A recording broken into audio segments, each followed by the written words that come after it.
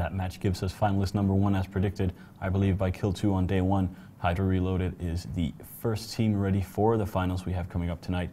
We will be finding out who the second team is in just about 20 minutes. Before then, we have CCP Hammer here. Welcome. Hi there. Pleasure to be here. Oh, we love having you here. We just switched you out for CCP Torfi. He's, of course, the creative director, and you are the lead game designer. Yes. What do you do? I am responsible for the game mechanics involved in whatever new features we put in, and also as the lead game designer, I'm overseeing all the other game designers who are responsible for their given features on the teams. So basically, if you love designing and leading, you're doing your 2 favorite things at the same time. Exactly. I like that. And games, too. Yes. So talking about cool stuff, what fun stuff can the players expect? I mean, Torfi mentioned Incarna. We had CCP4P talk about him being the new marketing manager for Dust. What can players expect from CCP? In like the coming years or the next expansion or whenever. Okay. General awesomeness, I think, is one thing you can always expect from CCP. But yeah, continuing to iterate on planetary interaction, improving the UI, improving on. We want to improve the effects. We want to upgrade the turrets.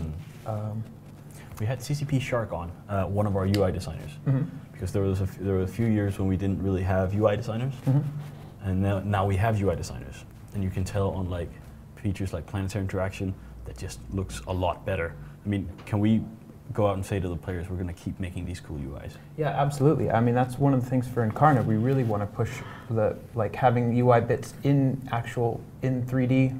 You know, maybe something that, like, if somebody walks in the room, you can get his status like floating near him, that kind of stuff.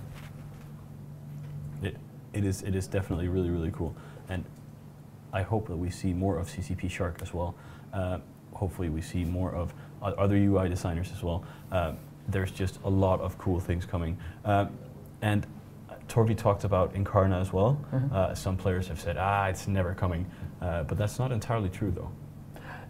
Yeah, so we've already, I think, told people that we're going to put some stuff Incarna related in the coming expansion. So, you know, people will see that it is actually coming. But of course, we're not going to focus solely on Incarna. We're going to do in-space stuff too, because it is internet spaceships after all. Verone, you saw some of the beautiful models that we had up on screen from Incarna. Yeah. Are you looking forward to it? Definitely, yes. I mean, I'm the dreaded role player in Eve, as Darius will know. He insults me about it all the time. It's awesome. It's going to add a whole new level of immersion to those who want to role play and those who want to experience the game's backstory. I mean, some people are arguing, well, it's just going to take people out of space. It's going to mean that there's less people in space to shoot at. It's going to mean that there's going to be hundreds of people sat docked in stations doing whatever. I don't even want to go there, but it's. I think it's going to be awesome. It's going to be it's going to be a game within a game. Yeah, I'm really looking forward to it, and what we've seen today in terms of the new images we've seen of the new avatars. I think that CCP seem like they're going like full steam ahead with it, and I can't wait to see what the outcome is. If you could use Incarna to make somebody who looked just like you, would you then not roleplay but just be you? I could possibly do that if I could get this hat. I don't think anybody's going to allow that. Someday, travesty. We'll make that hat in game. But it would be cool. I actually once had a good friend of mine who, when he was making his character in, I believe, Oblivion, he set up mirrors around his monitor and spent 3 hours modeling himself.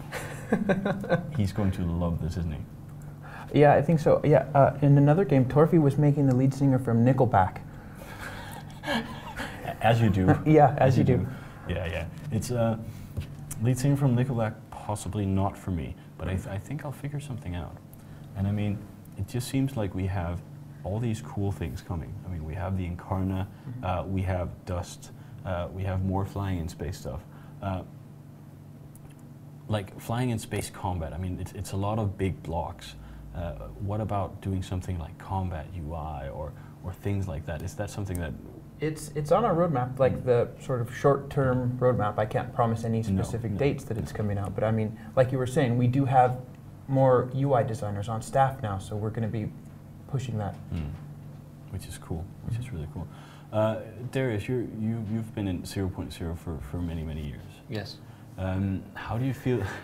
Yes, that's true, you have. You're in these big epic fights. How do you feel? I mean, would you be happy if the fights were smaller, bigger? I've never had a problem with big fights. Yeah. I think people who can't build big alliances complain about big fights because they can't compete. And unfortunately, this game, much like many other things, you're not guaranteed to get it to be able to win all the time, right? Some guys are going to be better at it and bigger than you, and some guys aren't going to be. So I don't think the size of the fights is the problem. I think it's the ability of things to scale to the size of the fights that begin to occur become a problem. And perhaps there might be something to be said for the type of fights. Perhaps there's too many capitals involved. Would be some perspective. Personally, I don't mind capitals being involved. And we lose quite a lot of them as well. I seem to remember we lost 8 Titans or something in a single fight last week. There were 8 Titans in a single fight last week, yes. There was a Pandemic Legion lost a number at one point as well in another fight. But Titans dying doesn't bother me. No. I think that's what they should be doing. It's more, what capitals are used for as opposed to what they're not. I don't think we should have fights where if you bring 300 battleships or whatever and a whole bunch of another kind of ship. I mean, we've seen situations in I don't want to say where it was, but essentially situations where a certain number of motherships equals, unless you're getting a 200-man fleet, you're just not doing anything for the evening. And that type of thing, I think, is something that can be looked at from a design perspective. But I think really EVE, unlike almost any other game, is what you make of it. So, I mean, standing around stomping your feet, begging for things to be changed just because it doesn't fit what you thought it would be when you logged on. I have a slight anecdote. When one of my favorite comic strips when I was growing up was Calvin and Hobbes. And one of my favorite very long series of Calvin and Hobbes was one where he saw a beanie that he could actually get with a little propeller on it on a cereal box. And like the next 7 weeks of Calvin and Hobbes was him imagining all the things he could do with this beanie, and he's like flying over the city and like all these wonderful things that he thought that beanie was. And then he ships in all the cereal box tops, and the beanie shows up, and he just puts it on and doesn't do anything, and he throws it right in the garbage, and that's pretty much the end of the week. So I think that we have a problem sometimes with preconceived notions of what we think a fleet fight is or what we think it should be. And to some people that is 20 of the exact same ship versus 20 of the exact same ship, American Revolution style. And I don't think that's the case. I think we just kind of need to let people do what it is that they're going to do. And they're going to gravitate to what works anyway. Yeah, I think you've just said that everything I would have said on the subject, to be honest. There are so many people, there are a distinct number of people who like capitals, and I mean, I don't feel them at all. I don't like them, and our corporation doesn't deal with them. But when you are a territorial alliance and you hold space, like Darius's former alliance did, Goonswarm, you end up to the point where they're a necessity, and you need them. Even if you don't like fielding them, you have to at some point to defend your own space. So it's never going to be a case of it's like what Darius is saying, 200 ships versus 200 ships that are identical.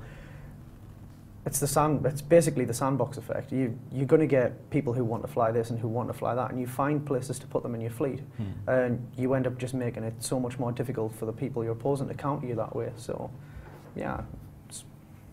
If you want to send the serial tops in to receive sovereignty space, you have to put the capitals on your head, basically. Absolutely. That's what I understood from that. I also think that a lot of the time, at least in former CSM discussions, there would be people in the CSM or elsewhere who would want to discuss, whether or not there should be limitations. And I think the second you start talking about what kind of boundaries you want to put around a sandbox, you start chipping away at the fact that it's a sandbox in the first place. That was my astute philosophical observation for today. Well, I think it's not entirely incorrect, and we have a lot of meetings with a lot of people who debate it back and forth. We have the CSM coming next week, and of course they have feelings and opinions about LowSec and 0.0.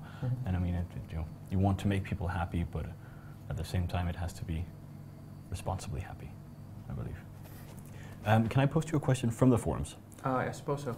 I knew you were going to put me on the spot, so yeah, go for it. This is from Claire XXX, which is a bit of a suspicious name, if I A while back, there was some discussion about giving pilots the ability to target specific systems on an opponent's ship. Has CCP given this idea any thought? I've given it a lot of thought, but we haven't put it on any specific part of the roadmap. But I still really want to do it. I think it would be really fun and good feature both for the PvE and PvP aspect of the game, and it sort of ties into what Darius was talking about, fielding capital ships, having a rock, paper, scissors type of dynamic where you could field a whole bunch of small ships that are less vulnerable to the capital ships, but also have some sort of ability to, be that one-man fighter down the trench, shooting the torpedo into the, ventilation shafts. Because you trained against moles back on your home planet. Nobody wants to be red leader. No one wants to be red leader, exactly. Yeah. That's what you want to avoid, yeah. But we did just have, usually when we have the Alliance tournament, we've just had, or we have an expansion coming out. And we can always talk about all the cool new features, but now we just had one come out. So let's use the, we're giving away a networks card that is 200% faster than anything else and basically might let you travel time and space. So let's plug that network card in and talk a little bit about the features that we just launched.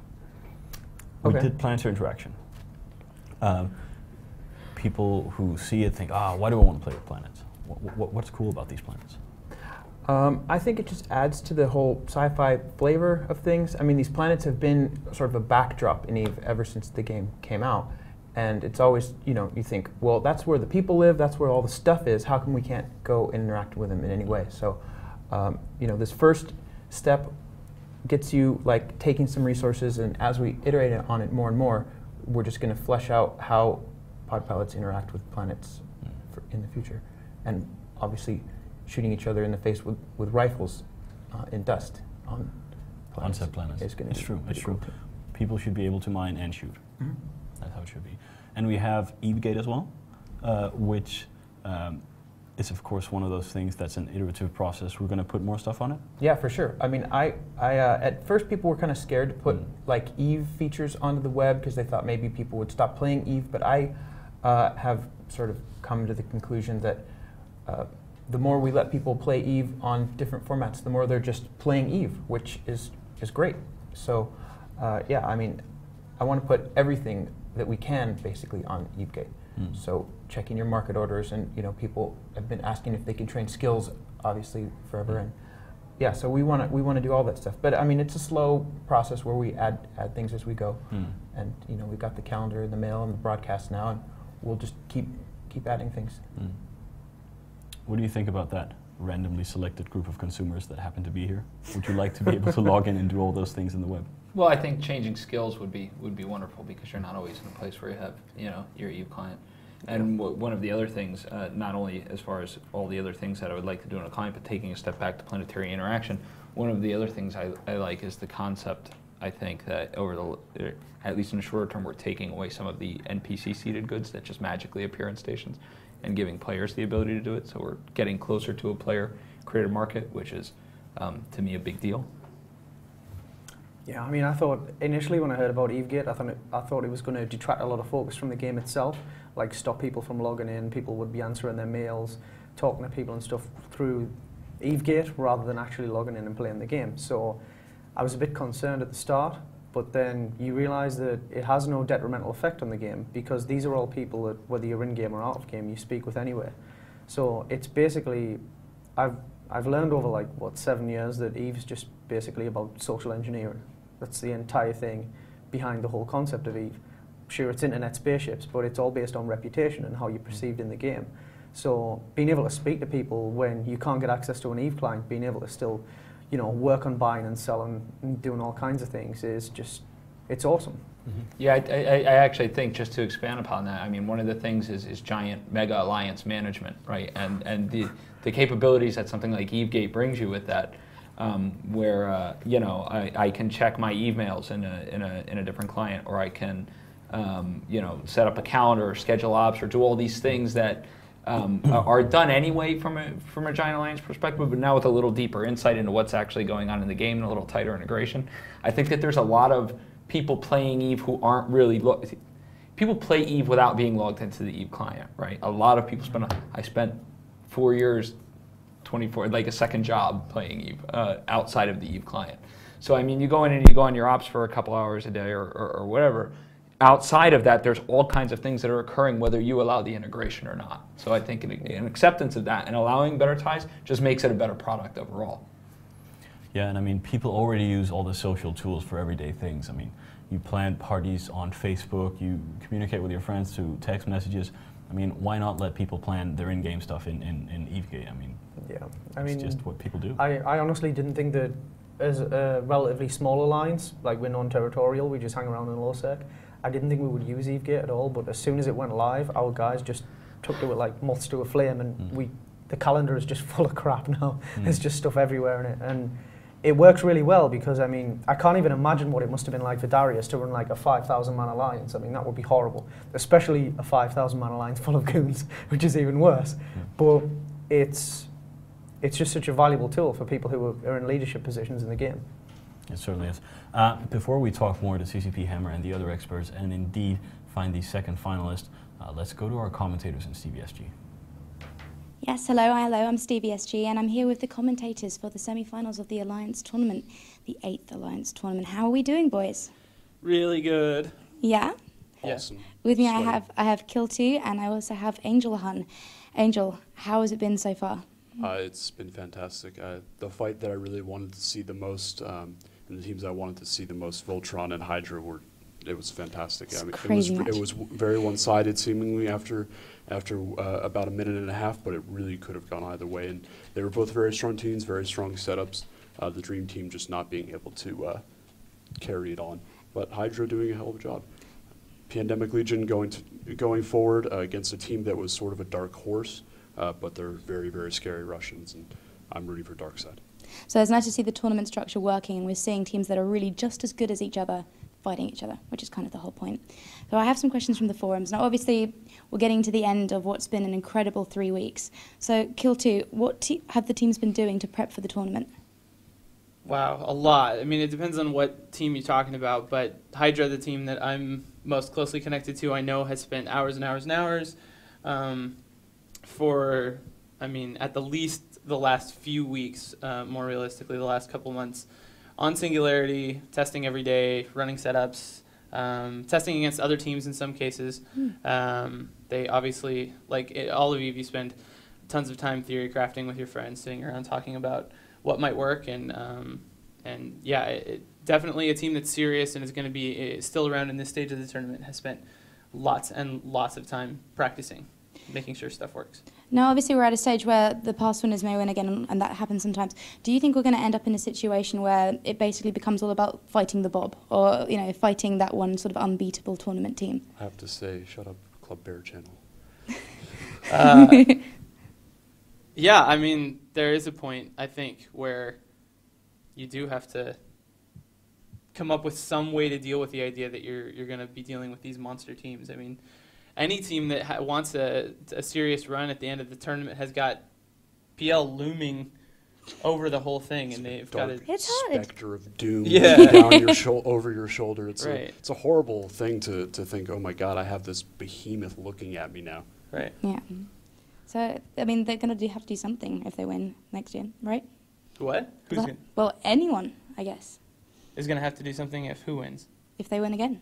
PL wins. Mm. Yes. They're going to have to do more metagaming Well, I and more guess. forum shenanigans. There has been a lot of shenanigans. I mean, other people are asking as well, how important is being a good FC in these kind of situations? We've had beautiful teams, It's we've had dream crucial. teams, but It's yeah, absolutely, like the most important thing, and actually on topic with that, I don't know if it made it to the forums like in a big way yet, but during the last match, during Pandemic Legion's last match, they lost their voice comms.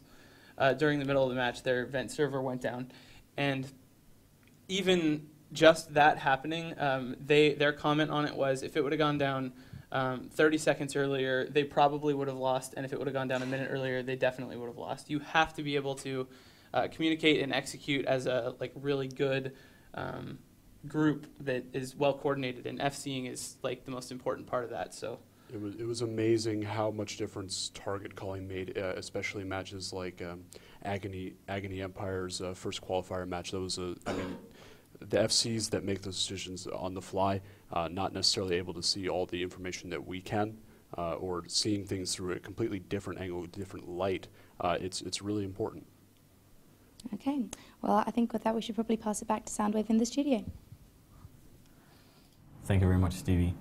We almost have the the semi-final ready to find the second contestant who will fight Hydra Reloaded. I think we're going to do a quick round of predictions and then go to the finals. What say you, Darius Jones? Someone's going to win. I like that. That's a safe call. Which one of them? Jogman, I don't have a sheet in front of me. Who's fighting right now? Pandemic Legion. Pandemic Legion. And DarkSide. And DarkSide. I'm going to go for DarkSide. Ooh, Personally, yes. You know what? I'm going to do the same because I'd really like to see a tournament upset. So yeah, DarkSide. That's actually what I was going to say. I sort of feel like Pandemic is going to take it, but I would really like to see an upset as well. I'm going to go with Pandemic Legion just because I would love to see Pandemic Legion and Hydra in the final.